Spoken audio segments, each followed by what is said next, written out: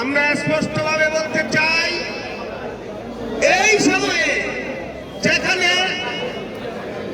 প্রশাসনের ঊর্ধ্বতন আমলাদের জন্য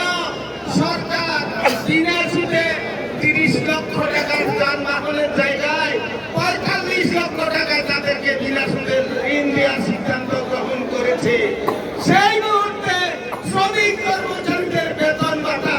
সরকার সংস্থান করতে পারবে না, এটা আমরা বিশ্বাস করতে চাই না।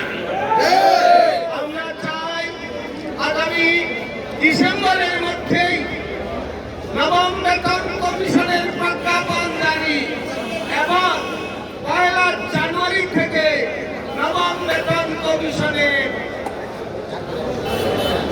প্রজ্ঞাপন অনুপাতে নতুন বেতন কাঠামো আমরা পেতে চাই। আপনারা এই আন্দোলনে আজকে এখানে সমবেত হয়ে সারা দেশের গণকর্মচারীদের সাথে একাত্মতা পোষণ করেছেন। আপনারা জানেন, বাংলাদেশে প্রতিটি দপ্তরে দপ্তরে, জেলায় জেলায়, বিভাগীয় শহরে, উপজেলাদের প্রশাসনে বাংলাদেশ সরকারি কর্মচারী সমন্বয় পরিষদ আহত